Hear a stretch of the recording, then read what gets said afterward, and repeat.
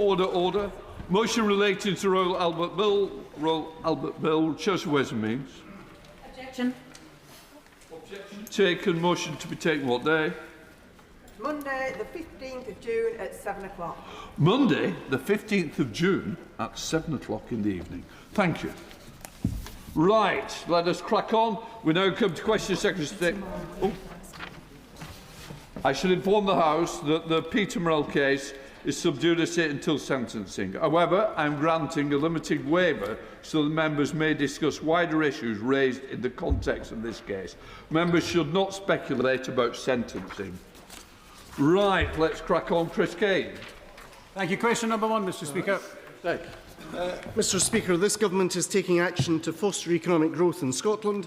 According to the latest figures, the UK is now the fastest growing economy in the G7, and last week the OECD upgraded our growth forecast for this year, as did the IMF. Scottish businesses and communities are benefiting from our new trading relationships with India and the United States and the UK's defence dividend. These are all creating and supporting good quality jobs across Scotland. Thank you, Mr. Speaker. UK Government funding is transforming our former Ministry of Defence site and instilling into a major film studio, creating opportunities for skilled jobs, innovation and growth across Scotland's screen sector. As this industry is international and reliant on a skilled workforce to thrive, a joined-up approach across governments is vital. The funding unlocks the site, but what discussions is the Secretary having with the Scottish Government, DCMS, DSET and local partners to ensure my constituency has the skills, infrastructure and support needed to maximise the opportunity? And will he join me in visiting the site to see its potential first-hand? So my honourable friend is a tireless advocate for his community in Stirling, and I'm pleased to hear that Stirling and Clackmannanshire City Region deal has had a visible impact on the region, and I appreciate my honourable friend's invitation, particularly to visit a film studio.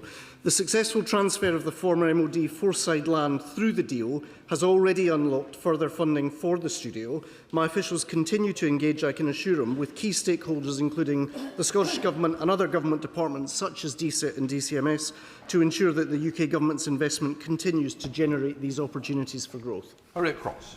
Thank you, Mr. Speaker. Aberdeen is the only UK city expected to grow by less than 1% between now and 2028, not least because of the UK's anti-oil and gas policies. The Rosebank production facility has now arrived at the field. It is ready, just waiting for the government to permit it.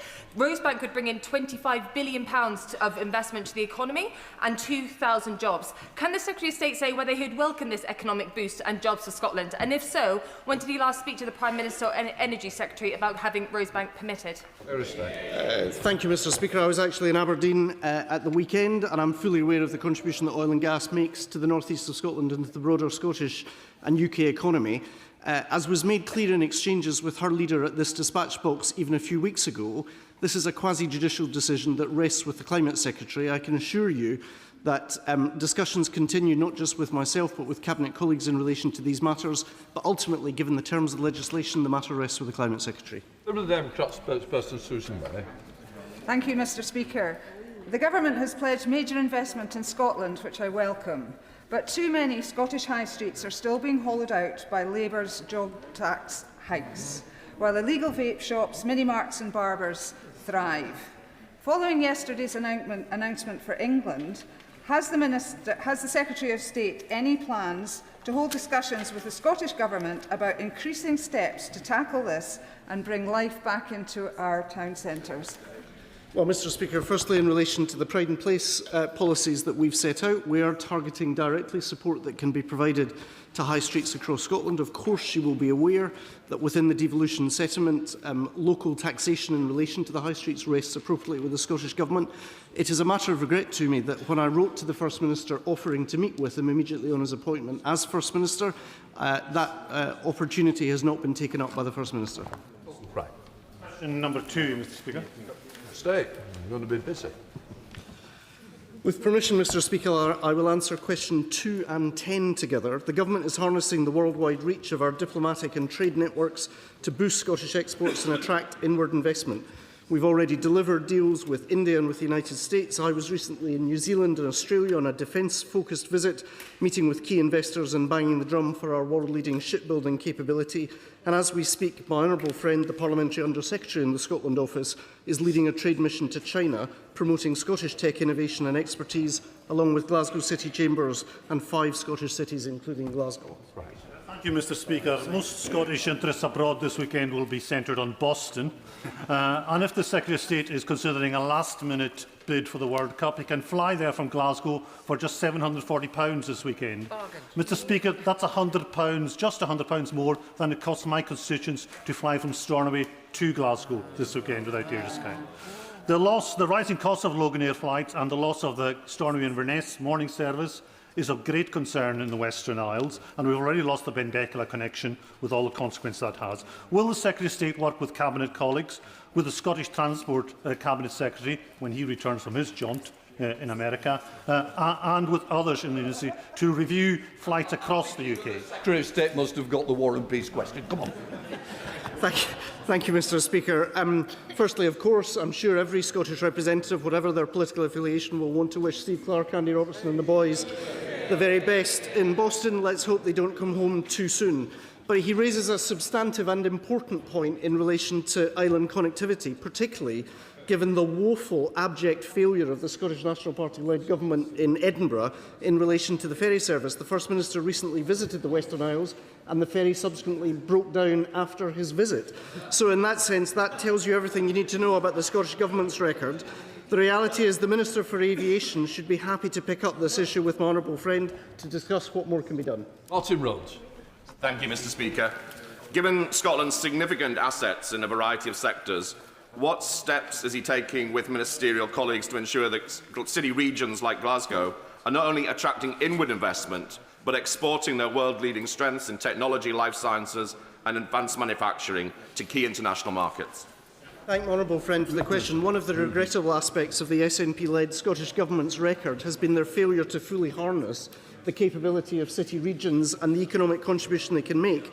My colleague, Minister McNeill, is in China, along with Glasgow Chamber of Commerce, Glasgow and 4 other cities, focused on a trade mission to the Shanghai International Technology Fair at the moment, specifically to champion the region's world-renowned strengths in technology, life sciences and advanced manufacturing. Angus MacDonald. Thank you, Chair. Scotland exports 10 to 12 times more electricity than it needs. DESNZ are doing a review of community benefits. We are very concerned that that review will give a poor outcome to the people of rural Scotland, and I wonder if you could represent us in that. Thank you. Mr. Speaker, of course, I'm always happy to make representations to colleagues within government. The Energy Minister is, of course, a fellow Scot representing a Scottish constituency. I know this has been a matter of long-standing concern for the honourable gentleman. If he wants to write to me, I'll make sure I take it up with the Energy Minister. Jamie Stone. I would have thought, in terms of representing the interests of Scotland abroad, football is right there. Mr. Speaker, my constituent, Mr. Kenny Smith, has shelled out well over £10,000 booking his tickets to go to the States.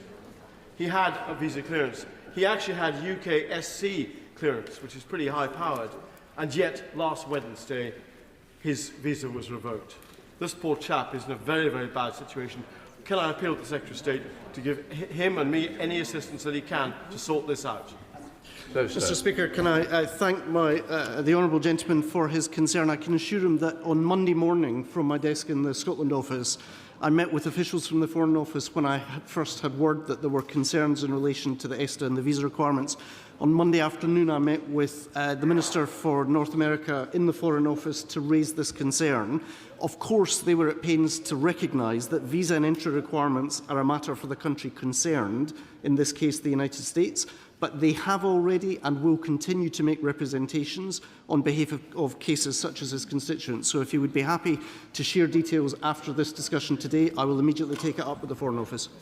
Dave Dugan, welcome to his new position. Mr Speaker, when the Secretary of State first took up his job in government, his first priority should have been advancing the economic interests of Scotland across the world. But we now know what he was really up to instead, because his first external meeting as the Scottish Secretary and as a Minister was to meet with Global Counsel Peter Mandelson's International Lobbying Fund. And he conveniently forgot to declare that meeting for a year and a half. So can he advise, was that meeting a function of official advice from civil servants in his department, or is it just a case that when Peter Mandelson says jump, ministers like him say how high? Mr Speaker, he's going to have to do better than that. That was a meeting facilitated by, attended by and minuted by officials in the Department of Business and Trade. If he actually was aware, the Prime Minister has already stated that I have acted appropriately and no further action is needed, notwithstanding his attempts. But I have to say, Mr Speaker, before they criticise us, the SNP might want to look a bit closer to home in relation to proprietary and ethics, where if I recollect the evidence carefully and am mindful of the direction of the Speaker, if they do look closer to home, they'll find 3 coffee machines, 7 games consoles, a motorhome and some extremely expensive salt and pepper dishes. Dave Dugan. Mr Speaker, the Secretary of State, on the case of Peter Mandelson, the Secretary of State expect... Oh, look, I think we just had the generation game played. Dave Dugan. The Secretary of State, in the case of Peter Mandelson, says, I'm in the clear because the Prime Minister says so. The Prime Minister also is up to his neck in Peter Mandelson scandal, so that's no clean bill of health at all. We saw just this week a stream of gushing, frankly nauseating, actually, messages between Peter Mandelson and the Secretary of State. How are we to believe that the Secretary of State for Scotland is doing anything in the interests of the people of Scotland when 2 of his own Labour ministers, MPs this week, described him as the most absent man in the UK Cabinet? What does it say about that Secretary of State that the only person thinks he's any use is his pal Peter Mandelson? Mr Speaker, the honourable gentleman is full of beans. That's obviously what you get with 3 coffee machines. He really has to do a whole lot better than his pathetic attempts at smears. John Cooper. Question number 3, please, Mr Speaker. Secretary of State. None, Mr Speaker. John Cooper. Mr Speaker, my constituents will be alarmed to hear that because Labour's devolve and forget is a huge problem. When the Secretary of State is away, the Nats will play. We know that the First Minister has gone abroad using taxpayers' money to talk about the breaking up of Britain. Shouldn't the Secretary of State be inviting the First Minister down for a meeting without coffee? Secretary of State. Very good, very good. I think he'd probably bring the coffee with him if he was willing to accept the invitation. But it's a serious point. I wrote to the First Minister congratulating him on his recent success, inviting to meet with him, and no acceptance was forthcoming. That followed exactly the approach after I was appointed Secretary of State, where I offered to meet with the First Minister and he refused. So I think crocodile tears are often spilt in Edinburgh at the suggestion we don't have good intergovernmental relations. Maybe if we want better intergovernmental relations, the ball's in the SNP's court. Patricia Ferguson, Chair of the Select Committee. Thank you, Mr Speaker. Does the Scottish Secretary agree with me that at a time when the incoming Scottish Government has a whole list of issues and problems on its plate, that the last thing it should be concerning itself with is another divisive referendum? Mr Speaker, my honourable friend brings long and valuable experience in both of Scotland's parliaments to her understanding of these issues. In 2014, there was an agreement across all parties and across civic society in Scotland that there should be a referendum. There is simply no such consensus today. This is not the time for the SNP's obsession with independence. They are focused on division and grievance. We are focused on delivery. Shadow Secretary of State, Andrew. Thank you very much, Mr Speaker. Can I join the Secretary of State in wishing Steve Clarke and the Scotland team all the best in the upcoming World Cup and look forward to them bringing football home to Scotland on the 19th of July. Now, Mr Speaker, it might be obvious to most why the SNP might want to distract people from the news at the minute, but it doesn't excuse them wasting more Scottish taxpayers' money pushing their divisive separation agenda that the majority of Scots do not want. So can the Secretary of State confirm that this government will recognise the wishes of the majority of Scots, say no to another needless referendum, and agree with me the SNP he should get on with the day job? Yes, Mr. Speaker. Alison Griffith. Question number 4, please, Mr. Speaker. Secretary of State. Mr. Speaker, I have ongoing discussions with Cabinet colleagues on the oil and gas sector's future in Scotland, focusing on ensuring our oil and gas workers have a future as part of our transition to clean energy. Indeed, the Chancellor and I met with oil and gas sector leaders earlier this year. Griffith. Thank you, Mr. Speaker. Many businesses in my Bognor Regis and Littlehampton constituency depend on contracts linked to North Sea energy sector. With this Labour government driving disinvestment and deindustrialisation, skilled workers are fleeing the industry. Every member in this House will have constituents whose employment relies on this wider supply chain. Does he understand the chilling effect his government's policies are having on business confidence and investment in this vital industry? Mr. Speaker, it seems to have slipped the honourable lady's mind that the Energy Profits Levy was introduced actually by the previous Conservative government. It also seems to have slipped her mind that fully a third of the jobs in the North Sea were lost during the Conservative government's time in office. They failed time and time again to come up with any credible plan. The status quo of that lost decade was 70,000 less jobs in the North Sea. Good Staber. Lost at Grangemouth following Jim Ratcliffe's decision in 2023 to close the refinery. The then Tory ministers, half of whom now sit in reform, treated this as a commercial decision and did and delivered nothing.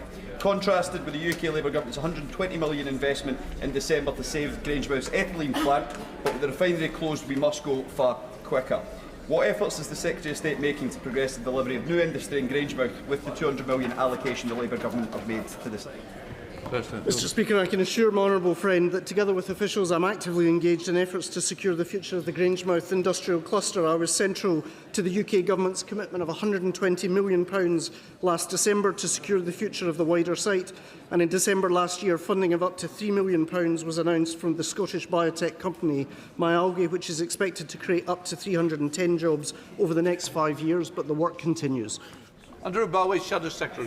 Mr. Speaker, the list grows longer every week. BP, Hunting, Harbour, Chevron, Wellsafe, Petrofac, Ithaca, Exodus and Enermec all announcing redundancies in Scotland's oil and gas industry. Yet for some unfathomable reason, this Labour government seems to think everything is fine. But isn't the truth, Secretary of State, that his government is carrying out the willful destruction of this country's domestic oil and gas industry, sacrificing thousands of jobs and making this country poorer and less secure?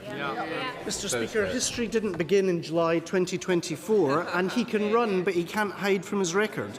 70,000 jobs lost in the North Sea under the Conservatives, the Energy Profits Levy introduced by the Conservatives, and zero plan for the North Sea under the Conservatives.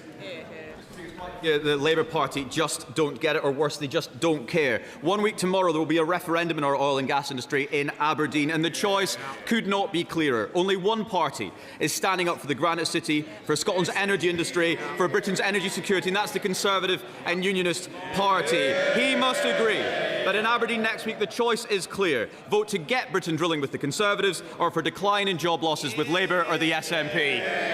Mr. Speaker, that felt rather more like a party election broadcast than a question. And as always, I would recommend the good voters of Aberdeen vote Scottish Labour. Question 5, Mr. Speaker. Mr. Speaker, this government is and remains committed to the successful delivery of the Borderlands Inclusive Growth Deal. In March, the UK and Scottish governments approved a deal reset which confirmed a more deliverable and affordable financial profile. This reset will boost the delivery of key projects like the Chapel Cross development and the Mountain Bike Innovation Centre in Erleithen, and help the deal make a real difference to the south of Scotland. Thank you, Mr. Speaker, and may I wish you a very happy birthday. Mr. Speaker, members on both sides of the border and both sides of this chamber believe that the deal has the potential to be transformative for our region. Can the Secretary of State please outline what steps are being taken to ensure that progress on the deal is maintained, and will he meet with me and my colleagues on both sides of the border to discuss the reset? Mr. Speaker, I apologise unreservedly for the unforgivable oversight of not beginning my contributions by wishing you a happy birthday. The Borderlands Growth Deal is driving growth. That's why the UK and Scottish governments have approved a strategic reset to the deal, and I can assure my honourable friend that we will endeavour to take forward the work as described. Joanna Baxter. Question number 6, please, Mr Speaker. Mr Speaker, this government is committed to boosting Scotland's regional economies, including that of my former constituency of Paisley and Renfrewshire South. The Paisley and Renfrewshire economy will benefit from £39 million of City Deal project funding aimed at Clyde waterfront connectivity. The project is estimated to deliver up to 1,400 jobs and attract £230 million in private sector investment. Baxter. Thank you, Mr Speaker, and a very happy birthday to you. Last week, we heard the very disappointing news that the principal investor in the Paisley Centre redevelopment project in my constituency has been forced to withdraw from the project after years of delays and uncertainty. I have repeatedly warned that continued delays would put this project at risk, and it's deeply frustrating those fears have been realised without, apparently, the SNP-led Renfrewshire Council having any backup plan. So will my right honourable friend agree to meet with me, local elected representatives and members of the Scottish Government to see what we can do to get this project moving?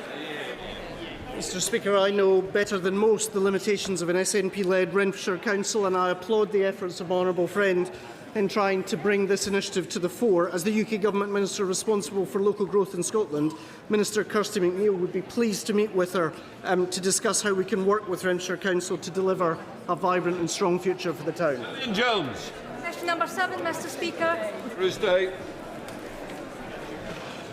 Mr Speaker, this UK Government is committed to empowering local people to deliver neighbourhood regeneration across Scotland. Our Pride in Place programme is directly supporting many of our most in need communities to shape the future of their local area. We're investing up to £480 million in 24 Scottish neighbourhoods over 10 years, and that includes £20 million for Kilmarnock. Jones. Thank you, Mr Speaker. Happy birthday. Now, I was delighted Darvel Improvement Group were awarded £200,000 of the Pride in Place funding, meaning they can now progress their work to restore Sir Alexander Fleming Commemorative Garden and create an educational memorial at Hastings Square. My right honourable friend will know that 2028 marks 100 years since the discovery of penicillin, a world-changing breakthrough saving millions of lives across the world. Now, for local people across my constituency, that's a source of deep pride. Scotland's contribution to science, from a man born in Darvel in Ayrshire, aka God's country. Does my right honourable friend agree with me? Putting power into the hands of local people, we're helping communities deliver... Staple and grasp it. Come on, Secretary of State. Mr Speaker, firstly let me congratulate the volunteer-led Darvel Improvement Group that she references for securing this £200,000 from the Pride in Place Impact Fund. She is right to recognise the world owes an immeasurable debt to Sir Alexander Fleming, and it's entirely right that this birthplace in Darvel stands at the heart of celebrating what is his truly monumental scientific achievement. Pete Wishart. Thank you very much, Mr Speaker. Perth is still the only city in Scotland that hasn't received 1 penny from the Conservatives levelling up or 1 penny from the government's Pride in Place. When I wrote to the Minister at the last allocation, she told me that we didn't meet the methodologies or indices of deprivation. Now, the Secretary of State was once a failed candidate in the city of Perth. Surely at that time you noticed that we have poverty like every other city in Scotland. So why haven't we received a penny, and when will we get our share? Mr Speaker, the honourable gentleman is entirely right. I did fight Perth for Labour, although Perth fought back pretty effectively. I'm fully aware of the contribution that Perth and the fair city makes to the economy of Scotland, and I'm also very aware of the methodology that we've used, which is an objective basis on which to allocate British public funds. Gregory Stafford. Secretary of State. Mr Speaker, producing the clean energy we need is not only right for our energy security and our climate, it's also the right thing to do for jobs and investment. Last week the CBI revealed that the UK's green economy has created more than 1 million jobs. In Scotland, the industry generated £10.2 billion and supported more than 105,000 jobs, predominantly benefiting local SMEs and communities all around Scotland. Stafford. Mr. Speaker, but we are losing over 1,000 jobs a month in our oil and gas industry. And despite what the Secretary of State has just said, we are not seeing a similar uptick in green jobs. Skilled workers are losing their jobs in oil and gas and are actually leaving the country. The government's actions are making the United Kingdom poorer, less secure and waving goodbye to highly skilled jobs. So how can the Secretary of State honestly tell us that this House that there is a transition going on? Well, Mr. Speaker, look, for example, at the work and the investment being made by Iberdrola and Scottish Power. He shakes his head, but that's real investment delivering real jobs. If he would like to comment further on it, perhaps he'd like to apologise for the abject absence of any plan from the previous Conservative government in relation to the North Sea, which explains the fact that they lost 70,000 jobs on their watch. Richard Baker. Number 9, Mr. Speaker. Yeah, go ahead. Just a question. Yeah. The UK government's £50 million Scottish Defence growth deal is a true step change for Scotland's industrial base. It will support jobs, skills and regional growth. The deal includes, of course, £10 million for innovation facilities, both on the Clyde and in Rosyth, where the SNP won't back Scottish industry, young people or our national security. Scottish Labour and the UK government will step in. Speaker, yesterday the Secretary of State for Defence set out at GMB conference how this government's investment in defence is delivering for British workers. Can my right honourable friend assure me he'll work with his Ministry of Defence colleagues to support Scottish yards, including Methil in my constituency, who last month delivered the Seahorse pontoon ahead of schedule, on budget, and with a skilled workforce that is ready to take on new defence contracts, including Programme Euston? So, Mr. Speaker, there is no more doubted defender of or advocate for the Navantia yard than my honourable friend. I was delighted to visit the yard a few weeks back along with him, and of course I want to congratulate them on completing the Seahorse pontoon ahead of schedule. Having visited the yard myself, I saw firsthand the expertise and commitment to the workforce and indeed the young apprentices, and they are delivering for all of us. Before we come to questions, I know the thoughts of the House will be those affected by the events in Belfast this week. I should inform the House that charges have been brought against a man following the attack on Monday night. That case is now sub judice. It is possible that other charges may be brought, including respective events in Belfast in the aftermath. I am granting a full waiver to allow members to discuss wider issues raised in the context of this incident. However, I must urge members in the strongest terms not to discuss the details of any individual case. This includes not discussing any motive or the guilt or innocence of any individual. Members should avoid wider speculation that comes with prejudicial in any future criminal trials. We now come to Prime Minister's questions. I call Melanie Ward. Question number 1, please, Mr. Speaker, and happy birthday to you. Prime Minister. Thank you, Mr. Speaker. Last week, I noted the helicopter crash in Devon, and I want to put on record our sincere condolences to the families of Lieutenant Commander Chris Gayson, Lieutenant Lily Mae Fisher, and Petty Officer Owen Green. Our thoughts are with their families at this tragic time. Mr. Speaker, I also send my condolences to the family of Michael Story. Michael worked as a driver in Number 10 for over 2 decades. He was a remarkable gentleman, held in the highest regard by all that knew him, and will be deeply missed. Mr. Speaker, people are rightly sickened by the horrific attack on Monday night in North Belfast. As you have just said, the man arrested has been in court in Belfast this morning and charged. I want to thank the Police Service of Northern Ireland and other first responders and members of the public who responded with such bravery. And our thoughts are with the victim.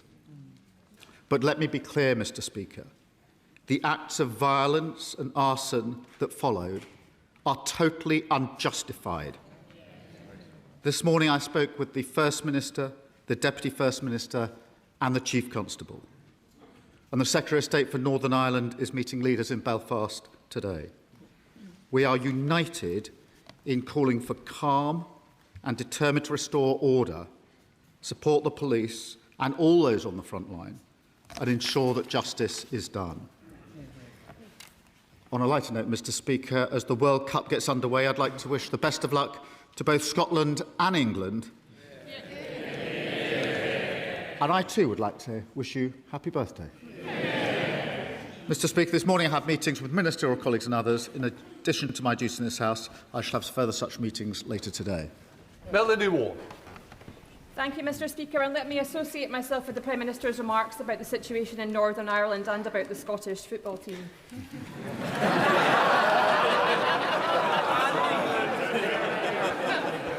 Mr. Speaker, the existence of Israeli settlements and settler violence against Palestinians is a major and deliberate impediment to peace. By working with Israeli human rights researchers, I have uncovered 32 British charities which are funneling money to Israeli settlements on Palestinian land. Last week, I submitted a formal complaint to the Charity Commission about them. In the last 5 years, they've sent over £28 million to illegal settlements, with a likely taxpayer subsidy through gift aid of more than £5 million. Our constituents will be appalled by this. Does the Prime Minister agree that funneling money to Israeli settlements is extremist activity, not charitable activity? And will he be clear that it is banned? Prime Minister. Can I thank my honourable friend? Settlements are a flagrant breach of international law, and no UK charity should be supporting them. And the Middle East Minister met the Charity Commission today to discuss these concerns. We announced yesterday further sanctions against those who support settler violence, and we will continue to look at strengthening those sanctions. British businesses should have no economic involvement in illegal settlements. And let me just say, the situation across Palestine remains desperate, and the UK will continue to lead efforts to prevent human suffering and get aid in and preserve the viability of a two-state solution. Leader of the Opposition, Kemi. Mr. Speaker, can I also wish England and Scotland the very best in the World Cup? Can I wish you a very happy birthday, Mr. Speaker, many happy returns. And may I take the opportunity to associate myself with the remarks that the Prime Minister made about the helicopter crash, our condolences to their family and, of course, to the family of Michael Story as well. Can I also thank him for his short statement on Belfast? The scenes in Belfast are deeply, deeply disturbing. A man is in hospital after a brutal attack, and now families are frightened after a night of violence. There is a live criminal case, so we must be careful about what we say. But we can be clear about this. People have a right to be angry. I am angry. And people have the right to expect their politicians to secure our borders. But no one has a right to burn families out of their homes or to burn public property and attack the police. We all have a duty to stand up for public safety in every way. Mr. Speaker, last night, America carried out strikes on Iran in response to the downing of a US helicopter. This comes just days after renewed attacks on Ukraine.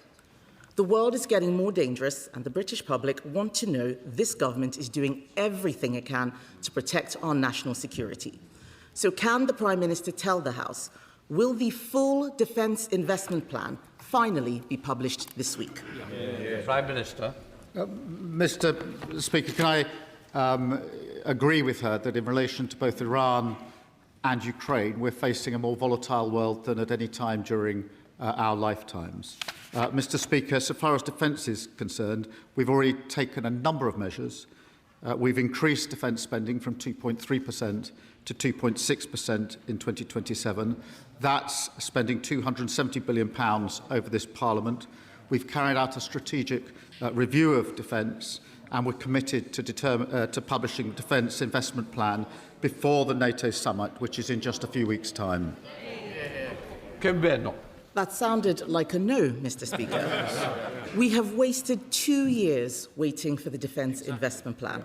Projects have been put on hold, and Britain is getting weaker with every passing day. It has been reported that the Chief of the Defence Staff told the Prime Minister that the Ministry of Defence needs an extra £28 billion. Will that requirement be met in full?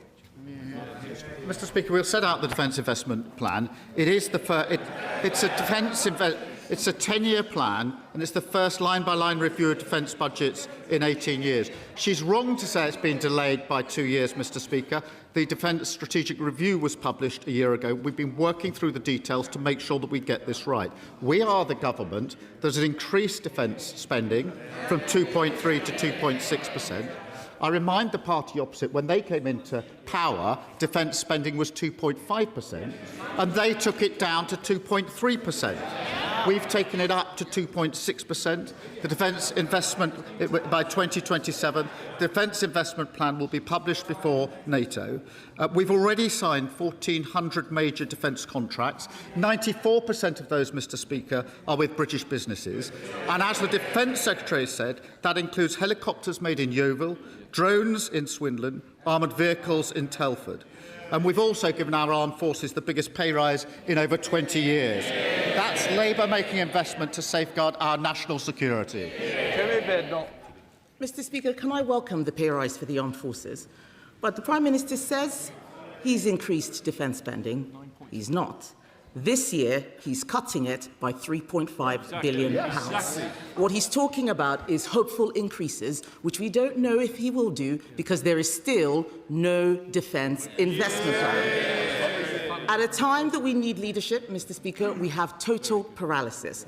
It is reported that the Chancellor is only willing to find £13 billion for the dip. At the London Defence Conference last year, the Prime Minister said defence would be the central organising principle of his government. How can that be the case when he's giving the armed forces less than half of the minimum that they need? Prime Minister. Mr. Speaker, we've already increased defence spend. We will spend £270 billion in this Parliament. What did they do on spend? They took it from 2.5% and they cut it to 2.3%. And we'll take no lectures from them. They sat at the heart of a government that failed our armed services. They cut frigates and destroyers by 25%. They cut mine hunters by 50%. They cut the army from 100,000 down to 72,000.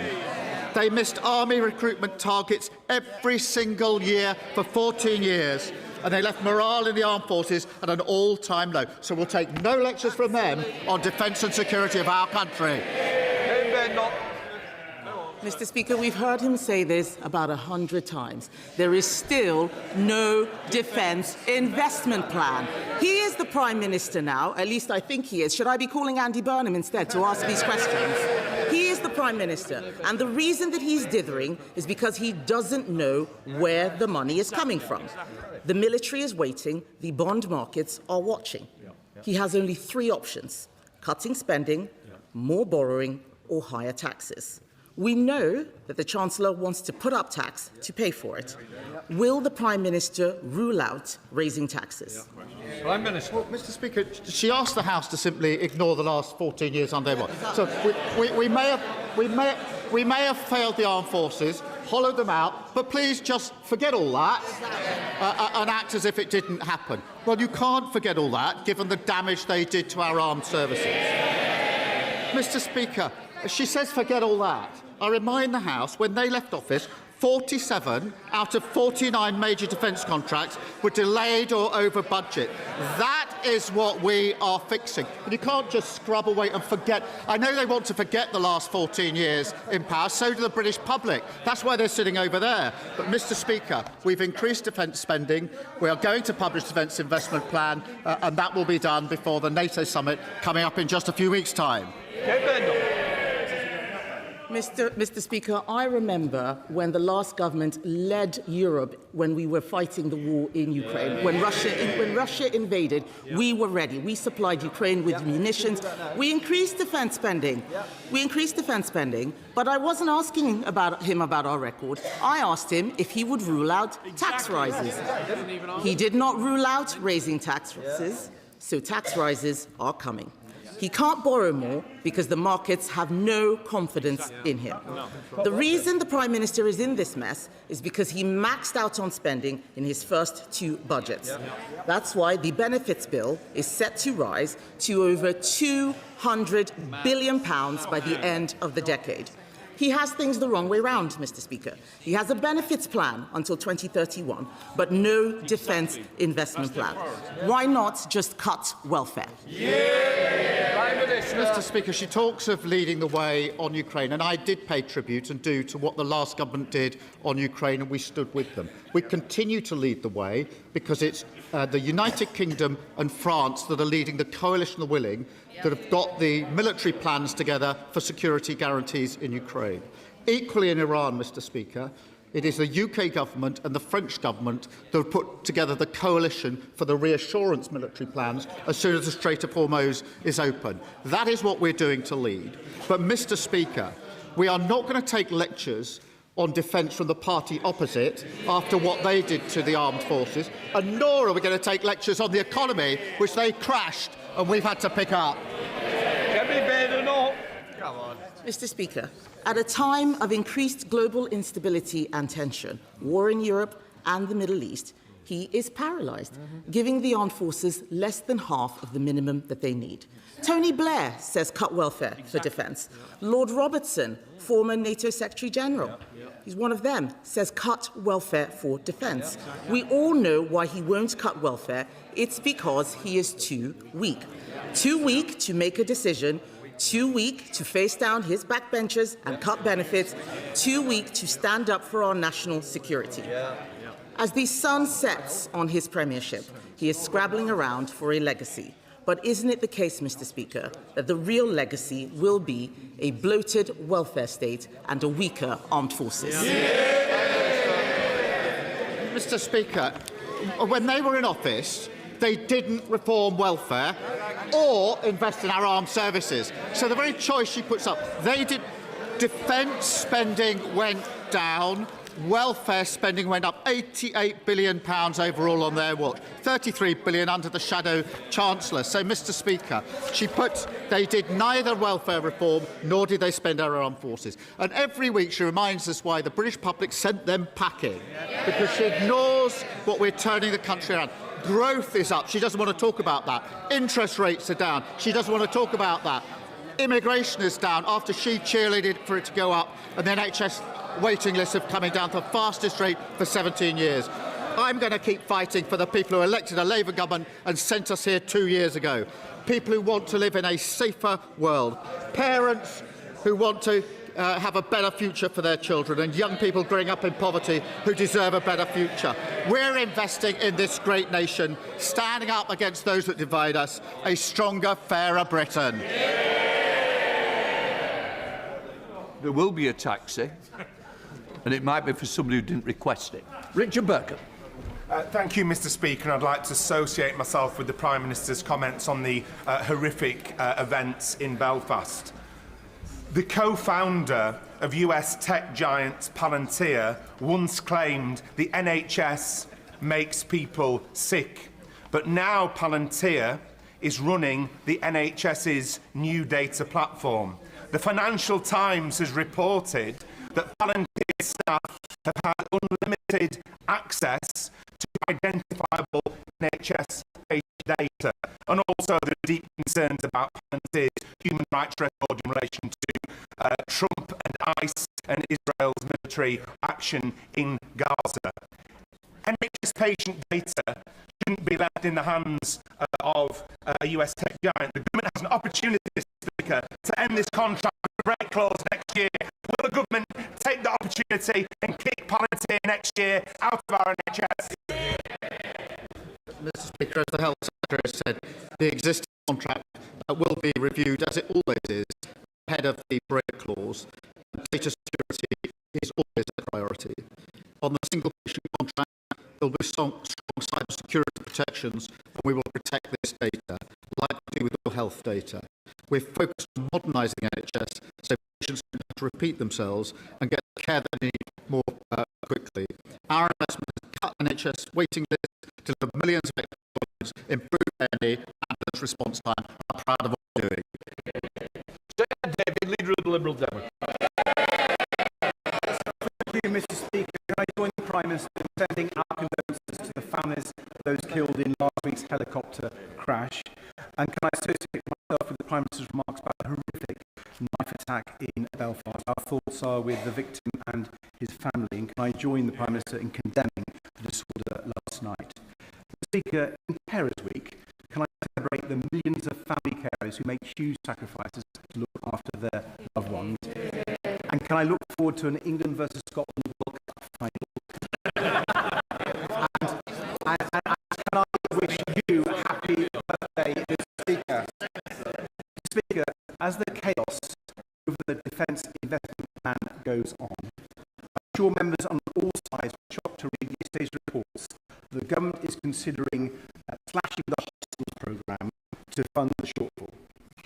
Surely in 21st century Britain, if we expect both a decent local hospital and armed forces that keep them safe.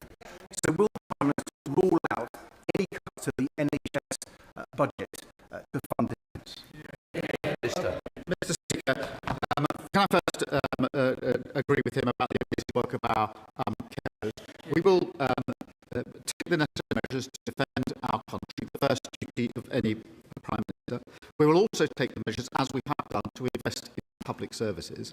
And forgive me, I was running a public service when the government that his party were part of was stripping there under austerity. So we're really going to take lectures on austerity from the gentleman opposite.